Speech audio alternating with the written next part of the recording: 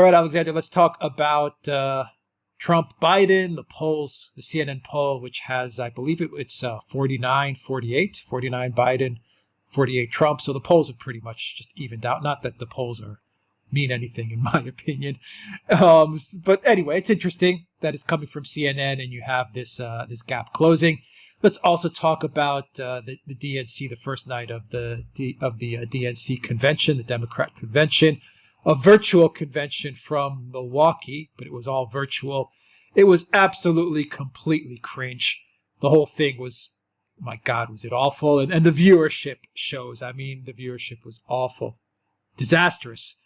DNC viewership disaster. Less than half tune in to watch Democratic convention compared to 2016. Less than half.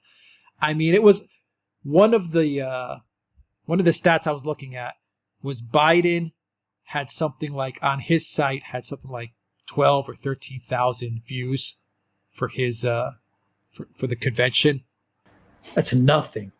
I mean, that is just awful. 12. You're the presidential candidate of the United States. And you're only getting 12,000 people to tune in to your event. They had some song. I forgot the name of the song. It was just so. The whole thing was cringe. The whole thing was beyond bad. Michelle Obama sitting there talking about how honorable and trustworthy and gracious and faithful Joe Biden is. Joe Biden is a warmonger. He is a warmonger. Syria, Yugoslavia, Serbia, Ukraine. Do I have to go on? The guy's a warmonger. And then Michelle Obama is giving him props. This is the same Michelle Obama that called Harvey Weinstein a beautiful person or something like that. So, okay, she has excellent, she's an excellent judge of character. But anyway, Alexander, go on. Well, I mean, straightforwardly, I mean, the first thing to say is that in every single US presidential election that I know, a convention, the party's convention increases support for the party's candidate. This one is the first one that appears to be doing the opposite. I am not surprised. Biden is not only a terrible candidate, I mean, which he is, and for all the reasons you said, and for the fact that even some of his, people who are sympathetic to him are admitting that, let's put it like this, he's showing his age. He's, treading heavily. One uses all these nice euphemisms. So he is a terrible candidate for all kinds of reasons. But there is no real campaign. I mean, the Democrats are not properly campaigning in any conventional sense. And not only are they not campaigning, but, of course, on top of everything else, they have supported this extraordinary summer of rioting in the United States, even at the same time that all the criticisms that they've been making of Donald Trump, that the economy was falling apart, that things are going to go on contracting, the health crisis was going to get worse. But we said on this program, both about the economy and about the health crisis, that they were wrong, and events are proving us right about this. And as I said, all these attempts to sort of create chaos in US cities is backfiring on them. And we were proved right about that too. So a terrible convention, a terrible candidate, no program to speak of at all. A president who, you may have all kinds of criticisms of Donald Trump, is definitely an active person and has all kinds of plans and programs and things. And a vice presidential candidate who, Alex, you are absolutely right. She has gone down like a bomb. So it's not surprising. I always thought the polls would tighten. I was expecting that we would start to see them tighten at the end of August. Here we are, it's the middle of August, and it's already happening. I am becoming increasingly confident that we're going to see not just a Trump win, we're going to see a big Trump win. Yeah, and of course, you have to keep in mind that the polls are going to obviously be skewed. Absolutely. For Biden. right from the beginning, from the get-go. And there's going to be a lot of people who are going to be too scared to say that they're going to vote for Trump as well. So I mean, if you have polls that are neck and neck, to me that actually means that Trump is probably ahead by 10, 15 points. Yeah, absolutely. I mean, can I just say and remind all viewers of the fact that he's completely forgotten about the DNC leaks in 2016.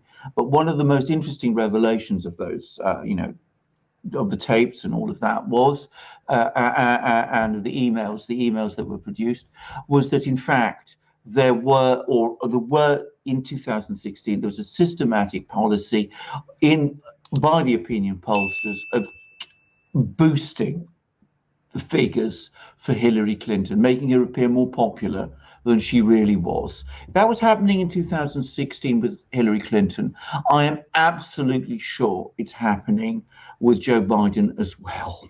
So the fact that, as I said, they're now neck and neck means that Donald Trump is in reality ahead, probably by a very substantial margin, which is only going to grow.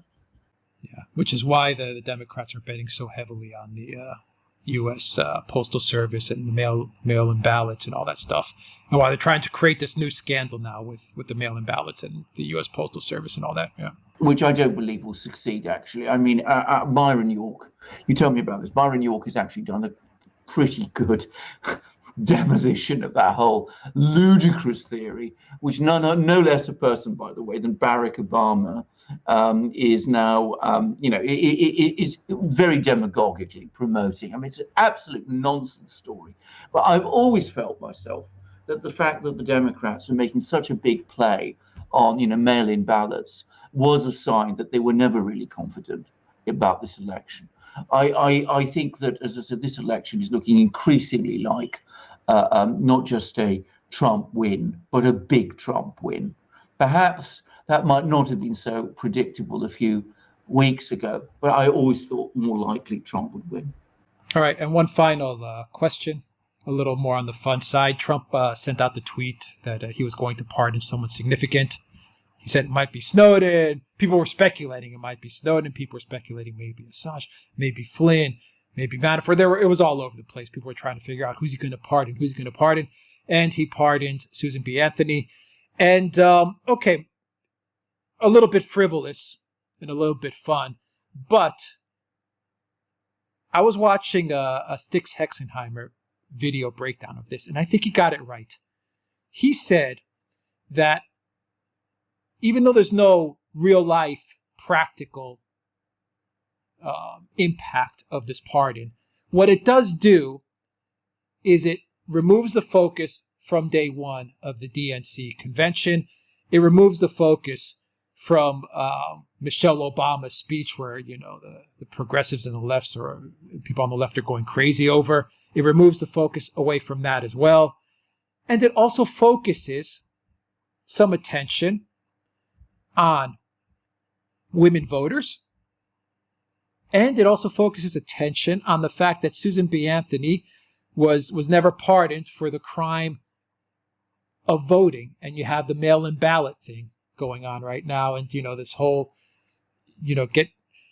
this whole voting controversy that the Democrats are trying to stir up. So it's a very clever kind of move, a fun move, but a clever move made by the Trump campaign.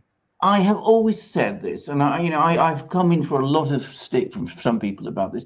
Donald Trump is a very clever man. He's much more clever than people realize. He understands an awful lot about how people think and how they feel. For one thing, he has an empathy with them. I mean, this story about him being a narcissist, I've had to deal with many people who are actual narcissists in my time. Donald Trump is no kind of narcissist at all. He is far too empathic and switched on to people's feelings to be any sort of narcissist. And I thought this business of the pardon was incredibly clever. I mean, he completely destabilized the Democrats on the first day of their campaign. They were running around, speculating it was going to be Manafort, it's going to be Flynn, it's going to be someone else, it's going to be something, absolutely shocking thing. So he was playing them brilliantly, and he was having fun. And in any good democracy, this is a point about democratic politics. People always overlook. Democratic politics should be fun.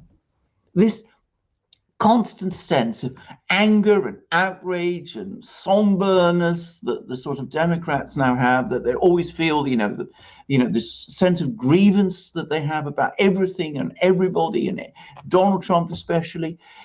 It's not how democratic politics should be conducted. People will always be drawn to the person who's clearly enjoying himself, which is what Donald Trump is doing. So I think it was an extremely clever move, actually. And of course, it's played to his advantage. Now, he's not flawless. He makes mistakes. Everybody makes mistakes. He may, no doubt, will make more. But one of the things about Donald Trump is he recovers from his mistakes. Democrats never do. And they never learn from them either. Yeah, I agree with you. It was a fun kind of watching the whole thing unfold, trying to guess who is it going to be, who is he going to pardon. Okay, I liked it. I enjoyed it. I think you said it right, Alexander. The Democrats are always so damn angry all the time, angry about everything. Yeah. Victim this, victim that, racist this, racist that. Well, I mean, it's just exhausting. I have to read the New York Times. I have to read the Washington Post.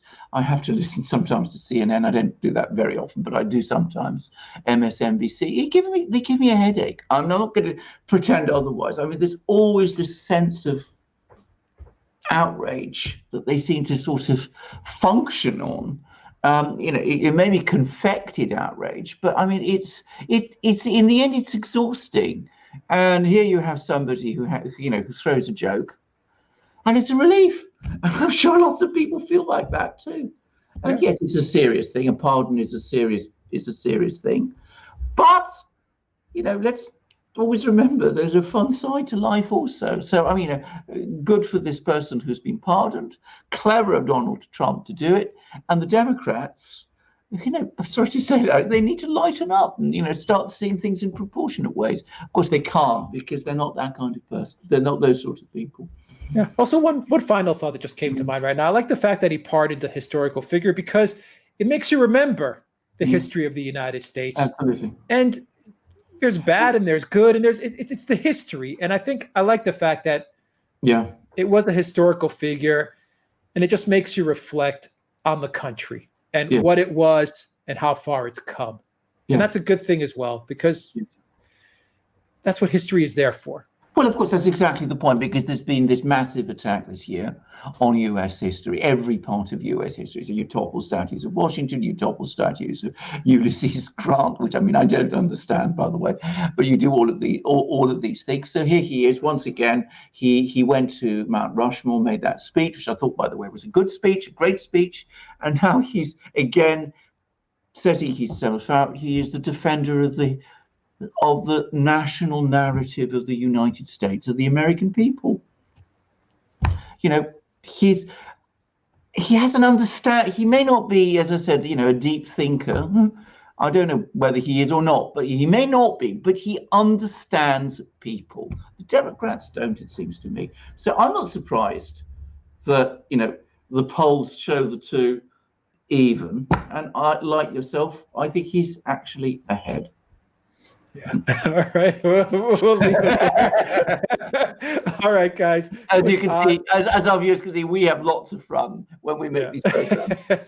Yeah, we talk about some heavy subjects, but we try to throw in a few laughs every now and then. Absolutely. All right, guys. Click on that like, subscribe, drop us a comment down below as well. We love to read your comments. Please send us some help on Patreon, PayPal, and Subscribestar. You'll find links to those in the description box underneath that video as well. And also make a purchase at the Duran shop. Pick up some shirts, some mugs, some really cool baseball hats. Another great part of America's history is baseball. So pick up one of our new baseball hats as well. And what else, Alexander? Yeah, just go to the Duran shop. Help us out. Absolutely. I mean, we've got later here. We've got the mug of the United States. By the way, not just the United States. This is our own mug. You can see it with our own double-headed eagle there, and you can see there's Australia, another great English-speaking country. If you don't find a mug with your own country's flag, wait a little, because Alex is constantly expanding the shop. It'll likely come, but if it still isn't there in a short while, just drop us a line and we'll do what we can to help to accommodate you.